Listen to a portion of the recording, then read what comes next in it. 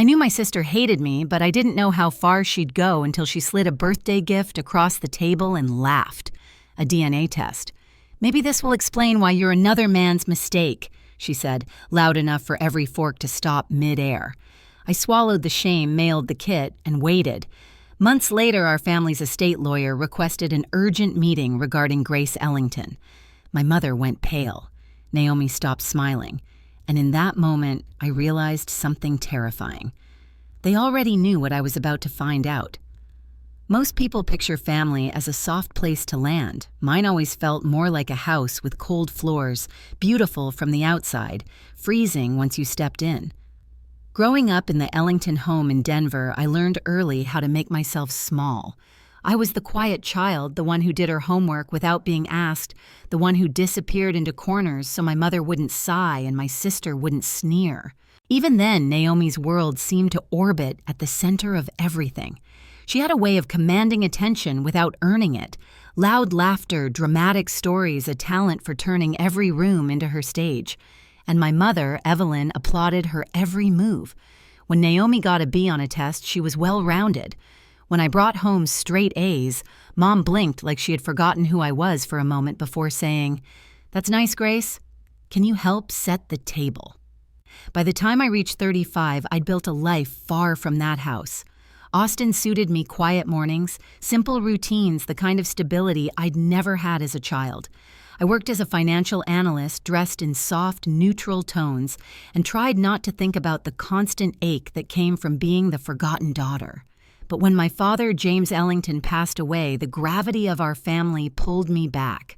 He had been the only steady thing in that house, a man of few words, but a surprising warmth. In the small moments, a hand on my shoulder, a proud nod at my college graduation. I didn't know then that he carried a secret darker than anything I could imagine. 3 months after the funeral, Mom insisted we have a small birthday dinner at the old house. Her voice over the phone was too bright, too rehearsed, as if she were reading lines someone else had given her. When I stepped through the front door, I smelled the familiar mix of lemon polish and old books. The chandelier glowed, but the house felt emptier without Dad's quiet presence. Naomi sat at the kitchen table, flipping through resort brochures, tanned from some recent trip, barely glancing at me as I entered. Mom poured herself more wine than usual, her hands trembling slightly. Something unspoken hung in the air like a storm that hadn't broken yet. I tried asking about the will, gently, respectfully. Mom froze, her smile stiff. "We're just not ready yet," she said. But her eyes flicked to Naomi, and Naomi smirked like she knew a secret I didn't. Looking back, the dinner was never about celebrating my birthday. It was about setting the stage for my humiliation. The tension that night didn't arrive in one sharp moment. It crept in slowly, like a draft under a closed door. Every small detail felt off. Naomi kept glancing at me with this expectant look, as if she were waiting for a cue only she and my mother had rehearsed. Mom's wine glass was never empty, though she barely drank from it. Her fingers just circled the stem over and over like she needed something to hold on to. Dinner itself was a performance.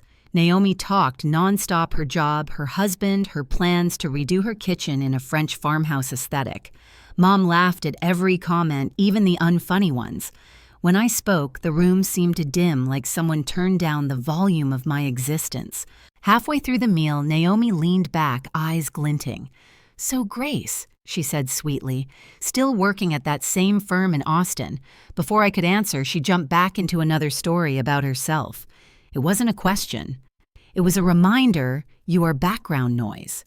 Still, something else simmered beneath her smug expression. Anticipation. Calculation.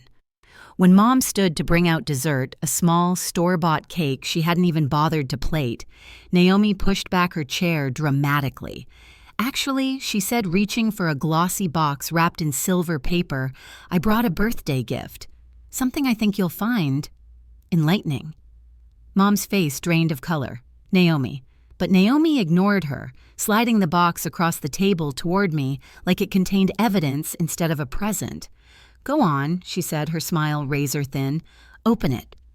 I peeled back the paper, a strange stillness settling over me. Inside was a DNA testing kit. The room went silent except for the soft hum of the refrigerator. Naomi leaned in, laughing under her breath. Maybe this will explain why you're another man's mistake in this family. The words echoed sharp and deliberate. Mom flinched. I saw it. But she said nothing. The humiliation stung, but the fear in Mom's eyes, that felt like the real truth, slipping through the cracks. Naomi hadn't just insulted me. She'd exposed something she wasn't supposed to say out loud. Later that night in my old bedroom, the walls still painted the soft blue I had chosen at 15. I searched through old boxes, like someone looking for proof of their own existence. At the back of my closet, I found an envelope that didn't belong with the others. The dust around it had been disturbed recently. Inside was a photograph of younger Evelyn holding me as a baby while standing next to a man I didn't recognize. On the back, in my mother's handwriting, "Forgive me." My hands shook as I took pictures of everything. Then I turned to the DNA kit Naomi had delivered like a weapon. She had wanted me to take it. She had wanted something to happen. Fine. I mailed it the next morning, not because Naomi wanted me to, but because I needed to know what truth she was so eager to weaponize. The results arrived 5 weeks later on a quiet Tuesday afternoon. I was at my desk in Austin, half listening to the hum of the office vents when the notification appeared on my phone. I expected dread. What I didn't expect was clarity, sharp, cold, undeniable. No biological relationship detected with the Ellington family. My breath hitched, but I kept reading. A suggested match to the Hartman lineage. A name I had never spoken, never heard suddenly tied to me by blood. It didn't hurt the way I imagined. It felt like confirmation of something I had always sensed I was a guest in my own childhood, never a daughter. What shook me more came next. When I sent the results to our family group chat, nothing dramatic, just a screenshot and a simple question. Does anyone want to explain this? My phone buzzed almost instantly. Mom called sobbing. Not from remorse, but from fear. "Grace, sweetheart, please delete that. You don't understand. This is complicated. Things happened a long time ago. We moved past them." She never apologized. She never addressed the decades I spent feeling like a burden in her home. She just begged me to bury the truth again. But Naomi didn't call. She texted. Just 4 words. "Well, now you know." Cold, satisfied. As if she'd been waiting half her life for the moment I discovered I didn't belong. That night, I called her, shaking with questions I didn't know how to ask. She answered on the 3rd ring, her voice dripping with irritation. "Why Grace? Why now?" I demanded. "Why push this? Why humiliate me?" She laughed softly, a sound that hit like ice. "Because I've kept this family's secret for 20 years. Because Mom owed me. Because you've played victim long enough. And now the right people will finally get what they deserve." She hung up. Those words clung to me like smoke. The next morning, I started asking quiet questions. I spoke to family friends, old neighbors, people who had known my parents before Naomi and I were born. What emerged chilled me. Naomi had been digging for months, meeting estate lawyers, hinting about upcoming changes, talking as if Dad's estate already belonged to her. I needed help, real help. The kind Dad would have insisted I seek. So I hired an attorney, Sarah Eng, known for her work in complicated inheritance disputes. I brought her everything: the DNA results, the photograph screenshots of Naomi's messages, the odd conversations, the fear in Mom's voice. Sarah listened, expression still taking notes like she was assembling a puzzle. "Your instincts are right," she said finally. "This isn't just resentment. Someone is building a case to erase you." 3 days later, I got the call that changed everything. Mr. Dalton, our longtime estate lawyer, sounded unusually formal. "Grace, your father left instructions for a will reading under specific circumstances. Those circumstances have now been met. I think you should be prepared for what you're going to hear." Prepared? I doubt anyone could have been. The morning of the will reading, Denver felt colder than I remembered. Not a seasonal cold, but the kind that sinks into bone, the kind that feels like a warning. Sarah and I arrived early at the downtown building where Mr. Dalton's office occupied the top floor. Floor-to-ceiling windows, dark wood, the kind of place where truths didn't hide, they echoed. We chose seats near the window, out of the direct line of fire. Sarah whispered, observe everything, speak only when necessary. Her calm steadiness eased the tightness in my chest. Mom arrived next. She looked exhausted, like she hadn't slept in days. Her hair was hastily pinned back, and she clutched her purse with both hands as though it were the only thing keeping her upright. She didn't greet me, didn't even meet my eyes. She sank into a chair at the far end of the table, staring at the polished surface, as though it might swallow her whole. Then Naomi entered. Her heels clicked sharply against the marble floor, each step carrying a smug confidence that bordered on theatrical. She wore an expensive suit, cream-colored, perfectly tailored, and heavy makeup that made her look sharper, harder. And of course, she brought her own attorney, a man I recognized from billboards, boasting about aggressive estate litigation. Naomi gave me a slow smile, one corner lifted higher than the other. "Grace," she said, as if greeting someone irrelevant. But her eyes gleamed with expectation. She believed she had already won. Mr. Dalton entered last, carrying a thick folder. He moved with the deliberate calm of someone who understood the weight of what he was about to unleash. When he reached the head of the table, he rested a hand on the folder and looked at each of us one by one. Before we begin, he said, "I want to note that James Ellington left explicit instructions for how this reading should proceed. He anticipated complications. Everything I am about to share was prepared with full knowledge of circumstances that some of you may find surprising." Naomi shifted her smirk, faltering. Dalton opened the folder and began reading the will. "I, James Robert Ellington, declare this my final will and testament. I leave 70% of my estate, including the family home investment accounts and assets, to my daughter, Grace Ellington." Silence snapped across the room like a whip. Naomi shot to her feet. "She is not his daughter," she shouted. "We have DNA proof. She has no legal—" Dalton held up a hand. "Please sit. There is more." Reluctantly, she did, though her jaw clenched so tightly I thought she might crack a tooth. Dalton continued reading. "I have known since Grace was 2 years old that she is not my biological child. I chose to raise her anyway. I choose to leave her my legacy because she alone has proven worthy of it. This decision requires no further validation." Naomi's complexion drained to a pasty gray. Mom closed her eyes, pain tightening her features. But Dalton wasn't finished. 8 months before his death, Mr. Ellington hired a private investigator to document any attempts to manipulate or interfere with his estate. The investigator gathered substantial evidence. He placed a stack of documents on the table: payments, withdrawals, bills, and meeting logs demonstrating Naomi Ellington's efforts to pressure her father into altering his will, including unauthorized withdrawals totaling $50,000 during his illness. Naomi's attorney stiffened. "We weren't informed Dalton cut him off.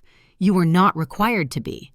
Additionally, the investigation documented consultations with 3 estate lawyers, conversations about upcoming changes to the family inheritance, and the purchase of a DNA test mailed to Naomi's home address and gift-wrapped. Naomi's eyes widened. "That's ridiculous," she said, voice shaking. "That was a joke." Dalton set down the final document, a handwritten note in my father's unmistakable script. "Mr. Ellington requested that I read this aloud." He unfolded the page. "Naomi, I know what you've been planning. I watched you try to manipulate your mother. I hoped you would choose differently. These consequences are your own doing." A sound escaped Naomi's throat, part gasp, part growl. Her attorney leaned toward her. "Do not contest this," he whispered harshly. "There's a no contest clause. You will lose everything." But Naomi was spiraling. "This is fraud," she spat. "Grace manipulated him. She tricked a dying man." Sarah stood. Her voice was quiet but powerful. "The will explicitly acknowledges Grace's parentage and documents Mr. Ellington's reasoning. Any contest would be frivolous and trigger the no contest clause, including repayment of outstanding loans, approximately $200,000. Naomi's face twisted. "That's not a loan. He gave me that money." "Not according to the estate records," Dalton replied calmly. Mom finally spoke, her voice a fragile whisper. "Naomi, stop." But Naomi couldn't. Years of entitlement, bitterness, and fear collided all at once. "This should be mine," she hissed. "All of it. I'm the real daughter. I'm the one who stayed. I stood slowly, my voice steady. You didn't stay, Naomi. You controlled. You threatened. You built your life on secrets you never earned. She turned toward me, wild-eyed. You don't deserve, Grace, Dalton said gently. There is something else your father left. He opened a smaller envelope addressed to me. Inside was a short letter. Grace, you spent your life believing you were invisible. You were not. I saw your strength, your kindness, your integrity. You were my daughter not by blood, but by choice, and I leave you my legacy with absolute certainty that you will honor it. My vision blurred. When I looked up, Naomi finally understood. This wasn't my victory. It was her defeat crafted by the man she underestimated most. The legal fallout came faster than anyone expected. Naomi's attorney withdrew the next morning, leaving her scrambling for someone willing to take a case that was already collapsing under its own weight. When she attempted to contest the will anyway, the judge dismissed it within minutes. The no contest clause was airtight, the evidence overwhelming. Her inheritance vanished. The loan she'd taken from Dad, $200,000, converted into personal debt owed back to the estate. And the $50,000 in unauthorized withdrawals, she was given 1 year to repay it or face further legal action. For the first time in my life, Naomi looked small. Not humbled, just cornered by the consequences she'd always managed to outrun. Mom came to see me a week later. She sat on my Austin apartment couch, hands folded, eyes red-rimmed. She told me everything the truth about my biological father, the agreement made decades ago, the guilt she carried but never confronted. I listened, but I didn't reach for her. Some wounds required distance, not closeness. I want to make things right, she whispered. I believe you, I said. But making things right starts with letting me live without carrying your secrets. In the months that followed, I stepped back from Denver entirely. I managed the estate with Sarah's help, settled accounts, and chose quietly, deliberately, the life I wanted next. It was the first time I made a choice without asking who it might disappoint. I left Denver behind and built a quieter life in Oregon where the lies couldn't reach me anymore. Some endings aren't loud. They're choosing peace over pain. And if you've ever been the overlooked one, know this: you deserve better than the people who failed to see you. Share your story below and subscribe for the next one.